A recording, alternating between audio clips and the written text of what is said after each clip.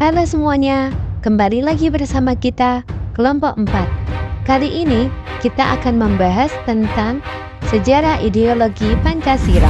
Rumusan Pancasila sebagai dasar negara. 1. Pembentukan BPUPKI.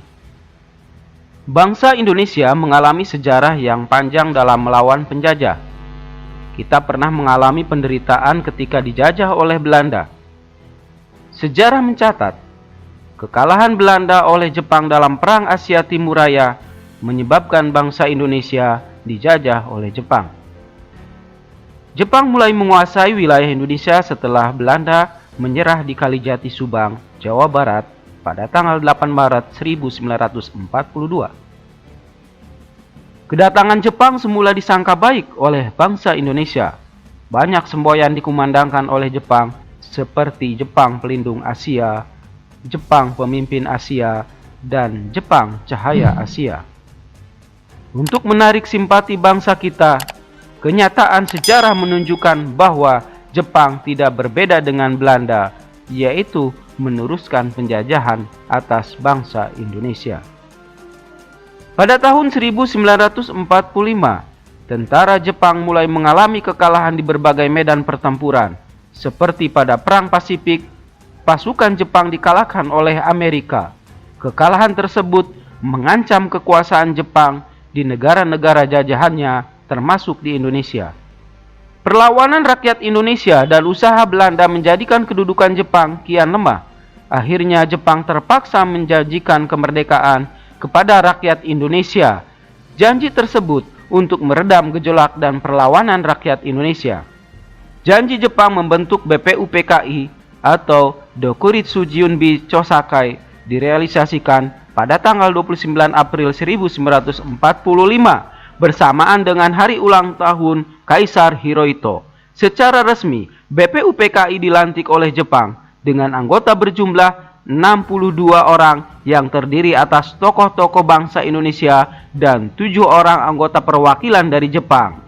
Ketua BPUPKI adalah Dr. Rajiman Widyodiningrat dengan 2 wakil ketua yaitu Ichibangase Yoshio dari Jepang dan RP Suroso.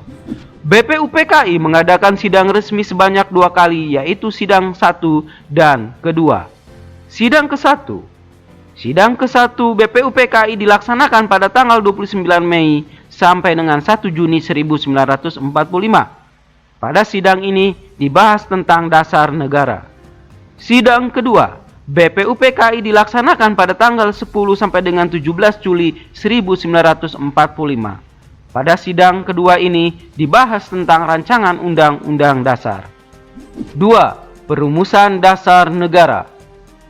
Ketua BPUPKI Dr. Rajiman Widyodiningrat pada pidato awal sidang pertama menyatakan bahwa untuk mendirikan Indonesia diperlukan suatu dasar negara.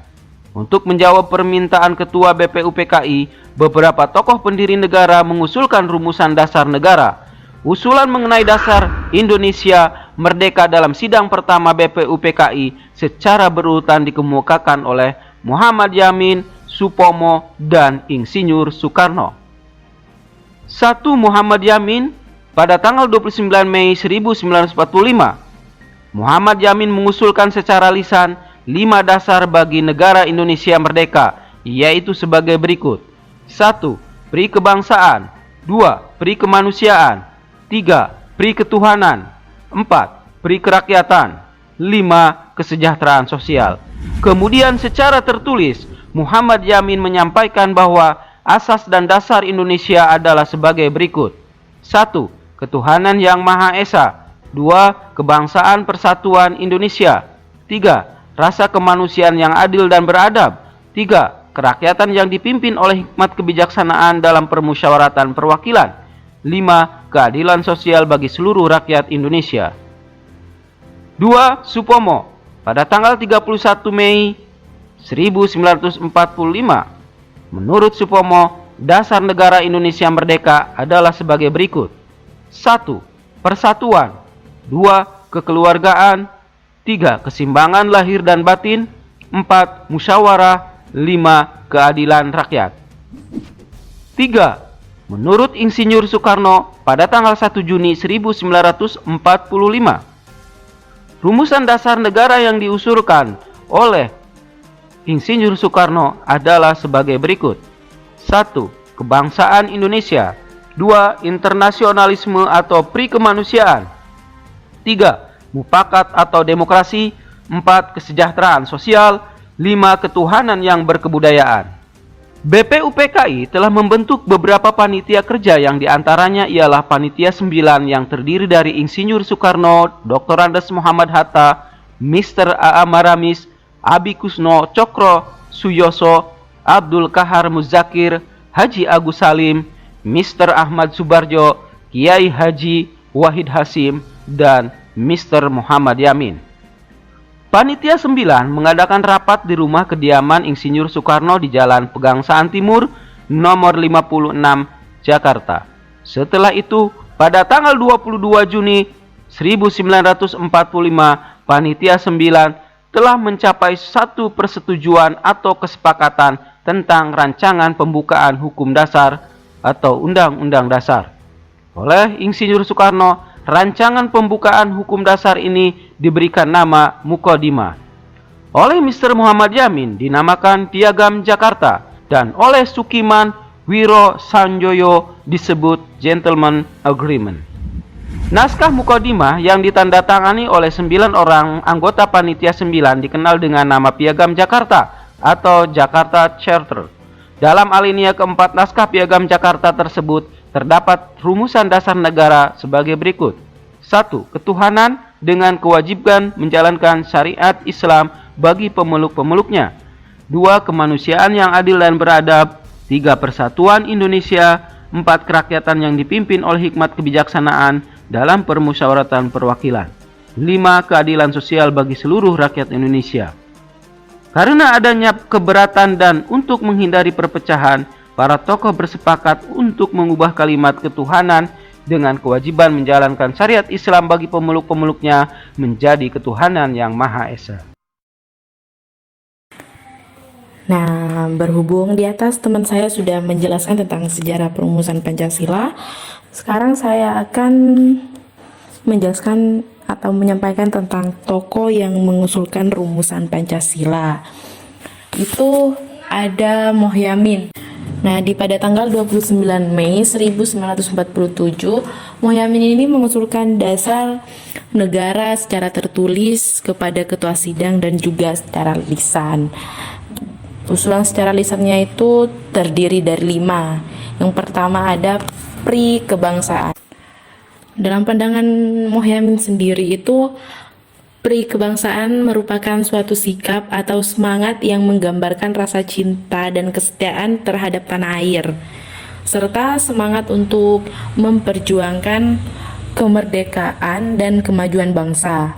Pri kebangsaan juga mencakup rasa bangga terhadap budaya dan sejarah bangsa sendiri.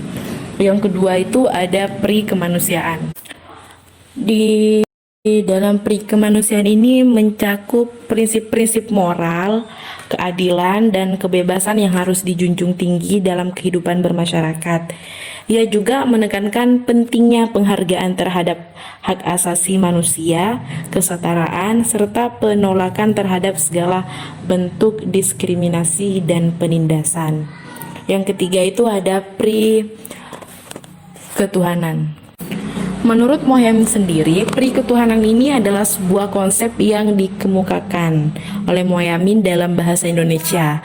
Konsep ini menggambarkan tentang bagaimana penggunaan kata-kata yang baik dan benar dalam bahasa Indonesia. Berdasarkan kata-kata yang tepat dan benar, Mohyamin membagi pri ketuhanan menjadi beberapa macam, yaitu ada pri ketuhanan wacana atau pri ketuhanan dalam bahasa Indonesia. Ada pri ketuhanan kesusastraan, dan ketiga pri ketuhanan linguistik. Yang keempat ada pri kerakyatan. Pri kerakyatan itu sangatlah pentingnya kesadaran akan kebangsaan dan cinta tanah air. Menurutnya itu pri kebangsaan, pri kerakyatan haruslah mencerminkan semangat persatuan dan kesatuan bangsa Indonesia. Ia juga menyoroti pentingnya menghargai dan perjuangkan keberagaman budaya serta menjunjung tinggi nilai-nilai leluhur bangsa. Yang kelima itu ada kesejahteraan bangsa. Kesejahteraan rakyat harus didasarkan pada keadilan sosial, di mana setiap individu memiliki akses yang adil terhadap sumber daya dan kesempatan untuk berkembang. Menurutnya, kesejahteraan rakyat juga tidak hanya terbatas pada aspek materi, tetapi juga meliputi kebebasan berpendapat, hak asasi manusia, pendidikan, dan kesehatan. Sedangkan usulan tertulisnya itu terdiri dari 5 juga. Yang pertama ada ketuhanan yang Maha Esa, kedua kebangsaan persatuan Indonesia, ketiga rasa kemanusiaan yang adil dan beradab, keempat kerakyatan yang dipimpin oleh hikmat kebijaksanaan dalam permusyawaratan perwakilan, dan yang kelima itu keadilan sosial bagi seluruh rakyat Indonesia. Yang kedua itu seorang tokoh yang bernama Soepomo. Soepomo ini merupakan tokoh yang penting dalam perumusan Pancasila. Nah, pada tanggal 31 Mei 1945, ia menyampaikan usulannya. Menurutnya, negara Indonesia merdeka harus mampu menyatukan semua golongan dan pandangan individu, serta menyatukan diri dengan berbagai lapisan masyarakat. Nah, di antaranya itu ada 5 usulannya mengenai dasar negara, yaitu tentang persatuan atau unitarisme.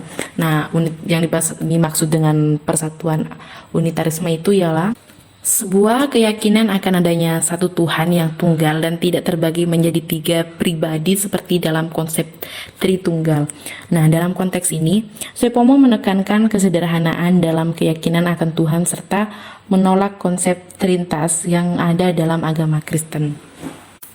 Yang kedua ada kekeluargaan. Nah, kekeluargaan dalam pandangan Soepomo sendiri itu merupakan fondasi utama dari sebuah masyarakat yang kuat dan stabil. Menurutnya, kekeluargaan ini adalah landasan dari segala aspek kehidupan bermasyarakat. Soepomo ini meyakinkan bahwa keberadaan keluarga yang harmonis itu akan menciptakan individu-individu yang berkualitas dan masyarakat yang sejahtera. Yang ketiga ada keseimbangan lahir dan batin. Nah, keseimbangan lahir batin ini mengacu pada kesejahteraan fisik dan materi, sementara keseimbangan batin berkaitan dengan keadaan mental, emosional, dan spiritual seseorang. Bagi Soepomo, kedua aspek ini saling terkait dan harus seimbang agar seseorang dapat mencapai kehidupan yang harmonis. Yang keempat ada musyawarah. Musyawarah yang keempat ini ada musyawarah. Musyawarah sendiri adalah wujud dari semangat kekeluargaan dan gotong royong yang merupakan bagian integral dari budaya Indonesia. Nah, dalam konteks hukum dan pemerintahan, musyawarah dianggap sebagai cara yang paling tepat untuk mencapai kesepakatan yang adil dan merata di antara semua pihak yang terlibat. Soepomo juga menekankan bahwa musyawarah itu harus dilakukan dengan penuh rasa tanggung jawab dan kejujuran guna mencapai hasil yang baik bagi semua pihak. Dan yang kelima, yang terakhir itu ada keadilan rakyat. Di keadilan rakyat sendiri ini adalah sebuah konsep yang menekankan penghormatan dan kesadaran bahwa semua warga negara itu memiliki hak dan kewajiban untuk membantu meningkatkan kesejahteraan dan kemakmuran negara. Keadilan rakyat ini juga mencakup perusahaan dan institusi yang beroperasi di negara itu. Nah, menurut Soepomo sendiri itu keadilan rakyat dapat dilakukan dengan cara mengembangkan kebijakan publik yang transparan, inklusif, dan bersifat partisipatif. Keadilan rakyat juga dapat diraih melalui penggunaan prinsip-prinsip keadilan, termasuk keadilan distributif, keadilan proses, dan keadilan sosial. Nah, itu adalah 5 usulan yang mengenai dasar negara. Soepomo juga menegaskan bahwa negara Indonesia merdeka tidak boleh menyatukan dirinya hanya dengan golongan terbesar dalam masyarakat atau golongan paling kuat, atau yang disebut golongan politik atau golongan ekonomi yang paling kuat. Di atas teman saya sudah menjelaskan tentang tokoh-tokoh yang mengusulkan rumusan Pancasila. Dan di sini saya akan menjelaskan tentang tempat rumusan Pancasila dan akan menambahkan satu tokoh lagi, yaitu Insinyur Soekarno. Soekarno menyampaikan pidato mengenai dasar negara Indonesia merdeka pada tanggal 1 Juni 1945.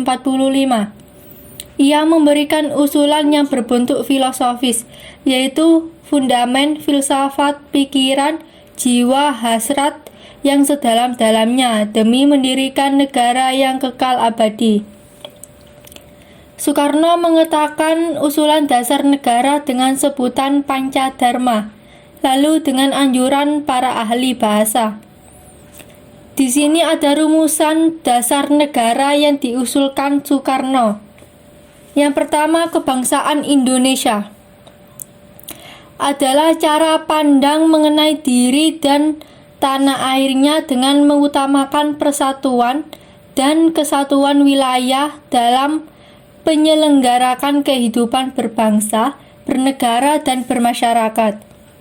Yang kedua, internasional dan perikemanusiaan adalah sebuah cabang dari perlindungan bagi korban perang dan mengenai pembatasan atas alat yang metode bertempur dalam sengketa bersenjata internasional. Yang ketiga, mufakat atau demokrasi, yaitu suatu hasil dari musyawarah yang terjadi ketika semua pihak yang terlibat berhasil mencapai kesepakatan bersama tentang suatu masalah atau keputusan yang harus diambil. Yang keempat, kesejahteraan sosial adalah suatu kondisi yang harus diwujudkan bagi seluruh warga negara di dalam suatu pemenuhan kebutuhan material, spiritual, dan sosial agar dapat hidup layak dan mampu mengembangkan diri sehingga dapat melaksanakan fungsi sosialnya. Yang kelima, ketuhanan yang Maha Esa, yaitu pada dasarnya mengacu pada kepercayaan akan adanya suatu Tuhan yang Maha Esa. Selanjutnya, tempat dirumuskannya Pancasila. Perumusan Pancasila berlangsung di tempat bersejarah bernama Gedung Dewan Perwakilan Rakyat di Gedung DPR atau MPR di Jakarta. Bangunan ini memiliki sejarah yang sangat penting karena merupakan tempat Presiden Soekarno menyampaikan pidatonya pada tanggal 1 Juni 1945 yang secara resmi mendeklarasikan Pancasila sebagai landasan filosofis negara Indonesia. Mereka menyusun naskah rumusan Pancasila yang kemudian disahkan pada tanggal 22 Juni 1945. Nah, selanjutnya yaitu penetapan Pancasila sebagai dasar negara. Dalam naskah Piagam Jakarta, tepatnya pada alinea keempat, tercantum rumusan Pancasila. Berikut rumusan Pancasila dalam Piagam Jakarta. Yang pertama, ketuhanan dengan kewajiban menjalankan syariat Islam bagi pemeluk-pemeluknya. Yang kedua, kemanusiaan yang adil dan beradab. Ketiga, persatuan Indonesia. Keempat, kerakyatan yang dipimpin oleh hikmat kebijaksanaan dalam permusyawaratan perwakilan. Nah, kelima, keadilan sosial bagi seluruh rakyat Indonesia.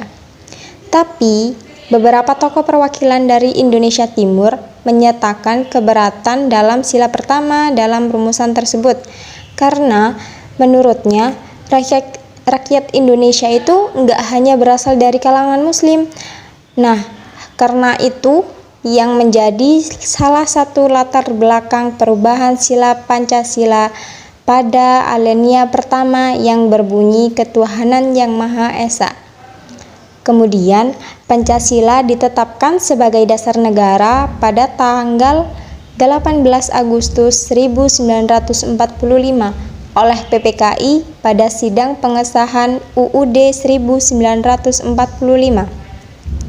Nah, dalam sidang tersebut itu, PPKI mengesahkan UUD 1945 yang dimana terdapat rumusan Pancasila sebagai dasar negara pada alinea keempat pembukaan Undang-Undang 1945 yang berbunyi dalam Pancasila sebagaimana disahkan dalam konstitusi, yaitu ketuhanan yang Maha Esa, kemanusiaan yang adil dan beradab, persatuan Indonesia, kerakyatan yang dipimpin oleh hikmat kebijaksanaan dalam permusyawaratan perwakilan, lalu keadilan sosial bagi seluruh Indonesia. Cukup sekian dari kita. Semoga bermanfaat.